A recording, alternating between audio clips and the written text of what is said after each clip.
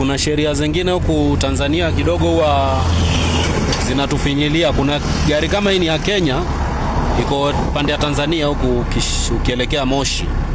Ilifanya ajali, iko na wiki kama 3 sasa hivi. Tangu ifanye ajali imekuwa na kesi na watu wa barabara na mwenye gari. Sasa hivi mwenyewe ameshindwa na kuichukua hii gari, bado iko hapa pande ya Tanzania. Unaona trailer yake ni ile pale iko pale kando. Tutaenda pale nikuonyeshe hiyo trailer yake. Ilikata pin hiyo trailer ikaingia hapo kwa shimo. Sasa mwenyewe hapa imemshinda kabisa hii gari kuichukua, sababu kuna kesi ya zile chuma za barabarani. Zile chuma huwa ziko kando ya barabara, anastahili alipe. Akishalipa ndo aweze kuchukua ndo aweze kuchukua gari yake aondoke. Unaona vitu kama hizi aliangusha hizi anatakiwa alipe hizi. Na Tanzania ukiangusha signboard kama hii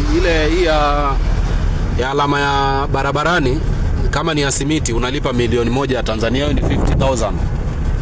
Unaona Wacha ni twende pale muone vile hizo chuma ziliharibika. Kwa hiyo hapo sasa analipishwa na anaweza itishwa pesa mingi sana ya Tanzania. Sasa kama wewe ni mtu ambao unaanza uko chini, hapo inakuwa changamoto sana kwako. Unaona hii gari unaona hii trailer sasa ilikuwa imeingia kwa ile mtaro hapa ndani. Unaona zile chuma vile ililaza zile chuma. Ilivyoingia hapo mwenyewe akainua, mwenye mzigo akatoa mzigo yake, akawacha gari hapa. Trailer, unaona trailer ikawachwa hapo hivyo, ilikata pin. Si unaona Ngoja ni zoom. Si unaona vile ilikata pin? Si unaona ilikata ile sahani, ilikata zile manat, ikabaki hapo na nini yake, na sahani yake. Ilikuwa imeingia wapi?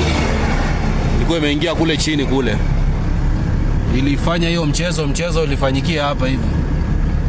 Unaona huo mchezo Mchezo ulianzia kule juu, mnyama ikaingia kule chini, lakini hiyo kichwa ikafanikiwa ikaenda kule juu.